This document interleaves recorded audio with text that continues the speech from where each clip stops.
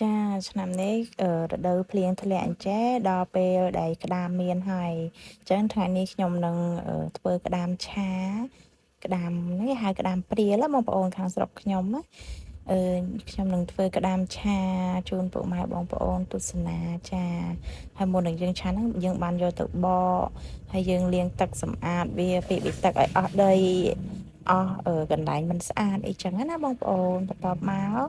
យើងលាងទឹកលាងអីចឹងទៅអូខ្ញុំនិយាយនេះដូចចង់លឿនជាងវីដេអូណាបងប្អូន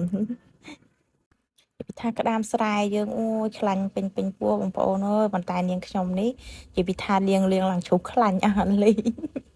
លាងអើយលាងបីខ្លាចតែដីចឹងណាបងប្អូនអើយចេះតែលាងសម្អាតឲ្យស្អាតចឹងណាបើចឹងតែយើងហូបមិនសូវស្និទ្ធមាត់ចឹងណាខ្ញុំលាងឡើងជ្រុះខ្លាញ់អស់ហើយបងប្អូនអើយអស់ខ្លាញ់អាលេងត្មងនេះតែយ៉ាងណាក៏នៅតែឆ្ងាញ់ដែរព្រោះអីក្តាមយើងនេះក្តាមធម្មជាតិចឹងណាខ្ញុំឆាម្រះព្រៅថ្ងៃនេះបងប្អូនអើយ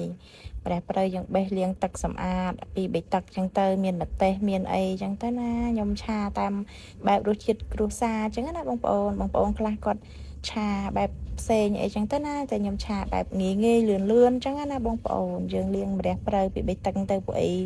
ខែភ្លៀងចេះវាមានដីមានអីចឹងណាតើពេលយើងលាងហើយយើងមក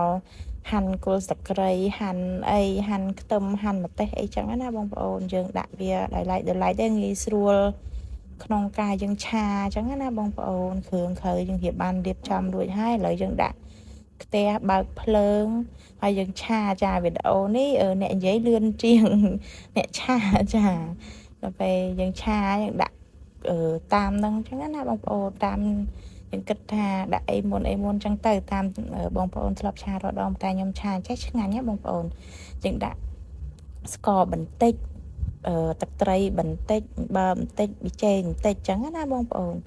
យើងដាក់ភ្លក់រសជាតិមើលសមល្មមតាមយើងចូលចិត្តហើយចាំយើងដាក់ម្រះព្រៅចុងក្រោយចឹងណាបងប្អូនតែខ្ញុំលួចដាក់ទឹកបន្តិចដែរបងប្អូនដោយសារតែខ្ញុំចូលចិត្តឆាឲ្យវានៅមានជាតិទឹកតិចណាអានឹងបានពេលយើងញ៉ាំទៅមានចូលរសជាតិឆ្ងាញ់ណាបងប្អូនអើយខ្ញុំថតម្នាក់ឯងចឹងរៀងពិបាកបន្តិចមើលទៅរៀងស្លូបន្តិចឯងបងប្អូនអើយពេលយើងឆាត្រឡប់មកឲ្យមើលក្តាមនឹងក្រហមល្អចូលជាតិគ្នាជាមួយនេះហើយយើងចាក់ទឹកបងប្អូនតែយ៉ាងឡើងពេលចាក់ទឹកខ្ញុំអត់បានថតចឹងណាបងប្អូនពេលខ្ញុំចាក់ទឹកចឹងហើយយើងកូរវាឲ្យសព្វយើងក្របវាឲ្យចូលជាតិចឹងទៅគ្រាន់តែពេលក្របអីហ្នឹងខ្ញុំអត់បានថតដោយសារតែឯងណាបងប្អូនហើយពេលយើងមើលទៅក្រហមល្អយើងភ្លក់ត្រូវរសជាតិអីហើយចាំយើងដាក់ម្រះព្រៅបងប្អូនយើងដាក់ម្រះព្រៅយើងភ្លក់មើលភ្លក់អីចឹងទៅភ្លក់សិនណាបងប្អូនអើយខ្ញុំចូលដាក់ម្រះព្រៅ3ដងហើយនេះសំទោសណាបងប្អូនអើយលើកទី1បញ្ចូលសំឡេងភ្លក់ថាឆ្ងាញ់ហើយអីហើយចឹងណាមើលយើងដាក់មើលវាឲ្យរៀងសប់ដោយសារខ្ញុំចូលចិត្តឆាឲ្យវារៀងឆ្អិនខ្លាំងណាបងប្អូនហើយយើងដាក់ម្រះព្រៅចឹងហើយដាក់មកសពតបានយើងដាក់ឲ្យលើកចុះក៏បានយើងដាក់ឲ្យយើងឆាមកត្រឡប់2ត្រឡប់ទៀតចាំដាក់ចុះក៏បានតែដាក់ម្រះព្រៅច្រើនចេះអូយនិយាយពីឆ្ងាញ់ណាស់បងប្អូនអើយក្តាមស្រែគ្រាន់តែស្ដាយនាងខ្ញុំលាងអស់ខ្លាញ់បន្តិចបងប្អូនអើយពេលយើងឆាមើលឲ្យសព្វគ្រប់ចឹងហើយយើងគឺដាក់ជាមួយបាយក្តៅទៀតមកបងប្អូនអើយក៏ឆ្ងាញ់បាយកកក៏ឆ្ងាញ់បាយក្តៅក៏ឆ្ងាញ់ដែរបងប្អូនអើយតាមបែបស្រុកស្រែយើងណានៅស្រុកខ្ញុំឆាបែបអញ្ចឹងណាបងប្អូនខ្ញុំអត់សូវចេះហឹរខ្ញុំដាក់ម្ទេសតិចទេដល់ពេលអញ្ចឹងមើលអត់សូវឃើញហើយម្ទេសនេះម្ទេសដៃនាងទូចបងប្អូនមើលអត់សូវដឹងទេអត់សូវដឹងថាមានម្ទេសទេតែតាមពិតហឹរដោយសារតែខ្ញុំអត់សូវចេះហឹរណា